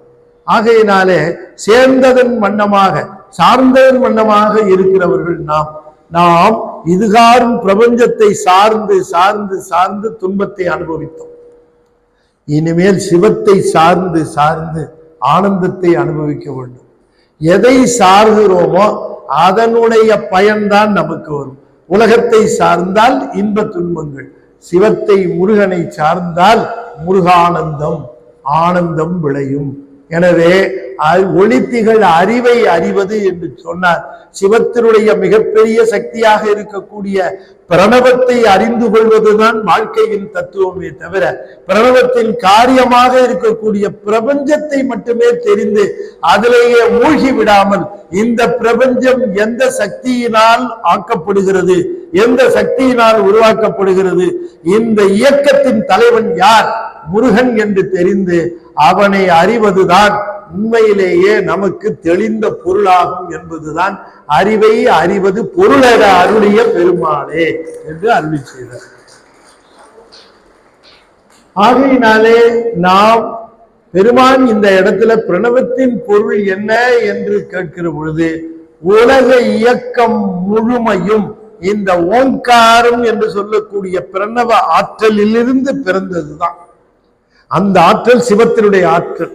அதனால மட்டும்தான் மாயை இயக்க முடியும். நம்மால மாயை இயக்க முடியாது. அவருடைய பிரணவத்தினால தான் இயக்க முடியும். எனவே பிரணவத்தினாலே மாயையை இயக்கக்கூடிய வல்லம் அவருடைய திருவருள் எங்கும் நிறைந்திருக்கிறது. அவருடைய திருவருள் எங்கும் நிறைந்திருக்கிறது. எல்லோருக்கும் அவருடைய திருவருள் இருப்பதனால தான் நாம் இயங்கிக் கொண்டிருக்கிறோம். ஒரே ஒரு உதாரணம் சொல்லி உங்களுக்கு நிறைவு செய்யலாம் நினைக்கின்றேன். அப்ப நீங்க தான் பதில் சொன்னீங்க. அத உங்களை கேட்டா தான் தெரியாது. இது என்னம்மா? சரியா தான் சொன்னீங்க. எதால பாத்தீங்க? கண்ணால. இது என்னன்னு கேட்டேன், பேனான்னு சொன்னாங்க. எப்படி சொன்னீங்கன்னு கேட்டேன், கண்ணால பார்த்தேன். இது என்னம்மா? தண்ணி பாட்டில். எப்படி சொன்னீங்க? கண்ணால. கண்ணால பார்த்து. இது எப்படி கேட்டேன், பேனான்னாங்க. எப்படிமா சொன்னீங்க? என்ன? கண்ணால பார்த்தேன்னாங்க. இது என்னன்னு கேட்டேன், வாட்டர் பாட்டில்ட்டாங்க. எப்படி சொன்னீங்கன்னு கேட்டேன், கண்ணால தான் சார் பார்த்தேன்னு சொன்னேன். நீங்க எல்லாம் ஆவலா பாக்குறீங்க, ஏதாவது மேஜிக் பண்ண போறாரு போல. திடீர்னு பொறா இங்கிருந்து வரப்போகுது. சைவ சமயத்துல நோ மேஜிக், ஒன்லி லாஜிக், வேற எதுவும் கிடையாது இங்க. இப்ப அம்மா இப்ப ரெண்டையும் சொன்னீங்கம்மா. திடீர்னு இங்க இருக்கிற விளக்குகள் எல்லாம் அணைஞ்சு போச்சு, மொத்தம் அணைஞ்சு போச்சு. நான் உடனே இதை எடுத்து இது என்னன்னு உங்களை கேட்கிறேன், நீங்க சொல்ல முடியுமா? ஏம்மா கண் இருக்குது, பொருள் இருக்கு, சொல்ல வேண்டியது தானே. வெளிச்சம் இல்ல. ஓ வெளிச்சம் இல்லையா, சொல்ல முடியும். அப்ப இது என்னன்னு கேட்டேன், பேனான்னு சொன்னீங்க. எப்படி சொன்னீங்கன்னு கேட்ட உடனே கண்ணால பார்த்தேன்னு சொன்னீங்க. வெளிச்சம் துணை செய்ய கண்ணால பார்த்தேன்னு சொல்லி இருக்கணும். ஆனா வெளிச்சம் துணை செஞ்சதை கம்ஃபர்டபுளா மறந்துட்டு நானே கண்ணால பார்த்தேன்னு சொல்றோம். அது போல இந்த உலகத்துல அதை செஞ்சோம் இதை செஞ்சோம் சொல்லிட்டு இருக்கிறோம். ஆனால் இறைவனுடைய திருவருள் துணை செய்ய இவற்றை நாம் செய்கிறோம் என்பதை மறந்து போயிடும். கண்ணுக்கு காணும் திறம் இருந்தாலும் ஒளி துணை செய்கிறது என்பதை கண்ணு நாம மறந்துடுறோம். நானே பார்த்தேன். அது போல உலகத்துல எதை செய்தாலும் நானே செய்தேன் இல்ல, நான் செய்தேன் என்பது அவனுடைய துணை கொண்டு செய்து. அதனால தான் அவன் அருளாலே அவன் தான் வணங்கி என்று சொல்லுகிறார். ஏன்னுக்கா அதையும் ஏன் சொல்லுகிறார்? இப்ப இந்த விளக்கின் ஒளியினால மைக்க பாக்குறேன், விளக்கின் ஒளியினாலே பேனாவை பாக்குறேன், விளக்கின் ஒளியினாலே பாட்டில பாக்குறேன். இவ்வளவு விளக்கின் ஒளியினாலே பாக்குறேன். நல்ல கவனமா கேட்க. விளக்கின் ஒளியினால பேக பாக்குறேன், மைக்க பாக்குறேன், பேனாவை பாக்குறேன், இந்த பாட்டில பாக்குறேன், எல்லாத்தையும் பாக்குறேன். இப்ப விளக்க பார்க்கணும். இந்த மைக்க வச்சு பாக்குறதா, இந்த பாட்டில வச்சு பாக்குறதா, எதை வச்சு பாக்குறது? விளக்கின் ஒளியை வைத்தேதான் விளக்கை பார்க்க வேண்டும். விளக்கின் ஒளி எல்லாவற்றையும் காட்டும். ஆனால் விளக்கை பார்ப்பதற்கு மித்த பொருள்கள் உதவாது. விளக்கின் ஒளியே விளக்கை காட்டும். அதுபோல சிவபெருமானுடைய திருவருளினாலே உலக பொருள்கள் எல்லாம் விளங்கும். ஆனால் சிவபெருமானை தெரிந்து கொள்ள வேண்டும் என்றால் இந்த உலக பொருள்களை வைத்துக் கொண்டு பார்க்க முடியாது. விளக்கின் ஒளியினாலேயே விளக்கை பார்ப்பது போல சிவத்தின் திருவருளினாலே தான் சிவத்தை காண வேண்டும். அவன் அருளாலே அவன் தாழ் வணங்கி, அவன் அருளாலே அவன் இந்த ஒளியினாலே தான் விளக்கை பார்க்கணும். அதுபோல இந்த அற்புதமான பிரணவம் என்று சொல்லக்கூடிய ஆற்றல் இந்த உலகம் முழுவதும் நிறைந்திருக்கு. அவர் பரப்பி இருக்கிறார். அந்த ஆற்றல் நிறைந்திருக்கிறது. அந்த ஆற்றல் நமக்குள்ளேயும் நிறைந்திருக்கிறது. அந்த ஆற்றல் தான் இந்த உயிரின் இயக்கத்திற்கு காரணம். ரொம்ப பேர் நினைக்கிறார்கள் இந்த உடம்பை இயக்குவது உயிர் என்று. உடம்பை இயக்குவது உயிராக இருந்தால் உறங்கும் போது இயக்கணும், இயக்குவதில்லை. இறந்த பிறகு இயக்கணும், இயக்கிறது இல்லை. உயிர் உடம்பை இயக்கவில்லை. அது நாம தவறா நினைச்சிட்டு இருக்கணும். உடம்பை உயிர் இயக்குவது போல இருக்கிறது, ஆனால் உயிரை சிவம் இயக்குகிறது. பிரணவ ஆற்றலினாலே சிவம் உயிரை இயக்க, உயிர் உடம்பை இயக்கி கொண்டிருக்கிறது. எப்பொழுது சிவமானது உயிரை இயக்குவதை நிறுத்துகிறதோ அப்பொழுதே இது சவமாகி விடுகிறது. அவ்வளவு. ஆகையினாலே இந்த அற்புதமான இந்த பிரணவ ஆற்றல் இறைவனுடைய கருணையினாலே உயிர்களை உலகத்தை இயக்கிக் கொண்டிருக்கிறது. அந்த ஆற்றலை நாம் தெரிந்து கொள்ள வேண்டும் என்பதுதான் அருணகிரிநாதர் நமக்கு தருகின்ற ஒரு உபதேசம். அறிவை அறிவது. எந்த அறிவு? ஒளித்திகள் அறிவு. நம்மளது அறிவுதான், ஆனா இது ஒளித்திகள் அறிவு இல்லை. இது ஒளியோட சேர்ந்தா ஒளியா இருக்கும், இருளோட சேர்ந்தா இருளா இருக்கும். அப்படிப்பட்ட நம்முடைய அறிவு ஒளித்திகள் அறிவை அறிவது. அந்த ஒளித்திகள் அறிவை அறிந்து அதோடு சேர்ந்தால் நாமும் ஒளிமயமாக இருப்போம். என்னாலும் இன்பமே துன்பம் இல்லை என்று நாம் இருப்போம் என்று சொல்லி இந்த அளவிலே இன்றைய தினம் இந்த திருப்புகழுக்கு நாம் விளக்கம் காண்பதற்கு திருவருள் கூடிட்டு என்று சொல்லி, இப்பொழுது உங்களுக்கு ஏதாவது கேள்விகள் கேட்கலாம் என்று தோன்றினால் கேள்விகள் கேட்கலாம். அந்த கேள்விக்கு அடியேன் முடிந்த பதில் சொல்லுவேன். உங்களுக்கு ஏதாவது கேள்வி இருக்குமானால் கேட்கலாம். ஆனா கேள்வி கேட்கிற பொழுது தக் லைஃபிய ஒரு நாள் ஓடிச்சுலாம் கேட்கக்கூடாது. அதுக்கெல்லாம் எனக்கு பதில் தெரியாது. எனக்கு கேட்க வேண்டியது அருணகிரிநாதர் திருப்புகழ்லையோ அல்லது மற்ற செய்திகள்லையோ ஏதாவது கேட்டால் நான் பதில் சொல்லுவேன். ஏதாவது இருந்தா கேட்கலாம். அடியேன் எழுதிய நூல்கள் அங்கே இருக்கிறது. திருமந்திரத்திற்கு ஒரு அற்புதமான நூல் நின்மலாவத்தை, கேவல சகல சுத்தம் போன்ற கடினமான பகுதிகளுக்கெல்லாம் எளிய முறையில தமிழ்ல உரை எழுதியிருக்கிற அறுமுக சிவன் என்கிற பாம்பன் சாமியுடைய வாழ்க்கை வரலாறு முழுக்க அதில் எழுதியிருக்கிறேன். அதை தவிர ராஜாங்க சமயம் என்கிற நூல் இருக்கிறது. இதுல முக்கியமானது படக்கதை. அப்பர் சுவாமிகளுக்கும் திருஞான சம்பந்தருக்கும் படக்கதை இருக்கு. அதை குழந்தைங்க கையில கொடுத்தீங்கன்னா நீங்க அப்பரை பற்றியும் திருஞான சம்பந்தரையும் குழந்தைகளுக்கு உபதேசிக்க வேண்டாம். அந்த படக்கதையை பார்த்து அதுங்க நமக்கு கதை சொல்லும். அவ்வளவு அழகான படங்களோடு வரலாற்றை முழுவதும் படக்கதையாக தந்திருக்கிறோம்.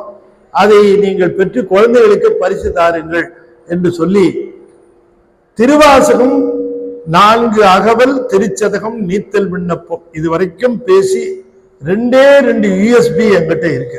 யாருக்காவது திருவாசகனுடைய உரை முழுக்க திருவாசகத்துல நீத்தல் விண்ணப்பம் வரைக்கும் இருக்கக்கூடிய USB இருக்கு. வேண்டுமென்றால் பெறலாம். ஒரே ஒரு பெரிய புராணம் 4723 பாடலுக்கும் விளக்கம் சொல்லியிருக்காங்க. பெரிய புராணம் மொத்தம் ஒரே ஒரு USB, அதுவும் வேண்டுமென்றால் பெற்றுக்கொள்ளலாம். மற்றபடி நூல்கள் எல்லாம் அங்கே இருக்கின்றன, வேணுங்கிறவர்கள் பெற்றுக்கொள்ளலாம் என்று சொல்லி இந்த அளவிலே நிறைவு செய்து டாக்டர் அவர்களுக்கு, டாக்டர் ஜெயபாலன் அவர்களுக்கு என்னுடைய மனமார்ந்த வாழ்த்துக்களை, அவர் இன்றைய தினம் மீண்டும் தலைவராக தேர்ந்தெடுக்கப்பட்டிருக்கிறார், அவருக்கு என்னுடைய மனமார்ந்த வாழ்த்துக்களை இந்த தருணத்திலே தெரிவித்துக் கொள்கின்றேன். இந்த மன்றத்திலே நான் மலேசியா வருகிற பொழுது அநேகமா இந்த மன்றத்திலே அழைத்து விடுவார், நான் பேசுவேன். அப்படி ஒரு வாய்ப்பு கிடைத்தமைக்கு மிக்க நன்றி. அவருக்கும் முருகனுடைய திருவருள் கூடும் என்று சொல்லி, கூடியிருக்கக்கூடிய உங்கள் அத்தனை பேருக்கும் முருகனுடைய திருவருள் கூடும் என்று சொல்லி, இப்படி ஏதாவது கேள்வி இருக்கா? கேளுங்க.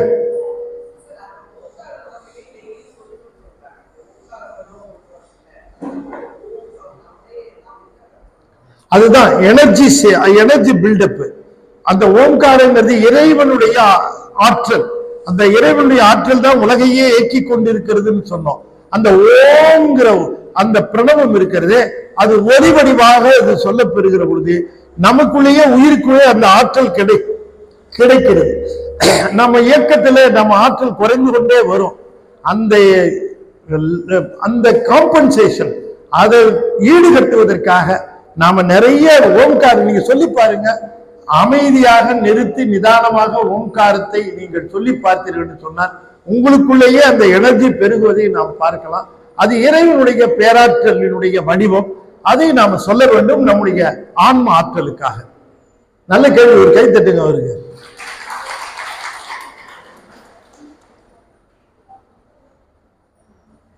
வேற ஏதாவது கேள்வி?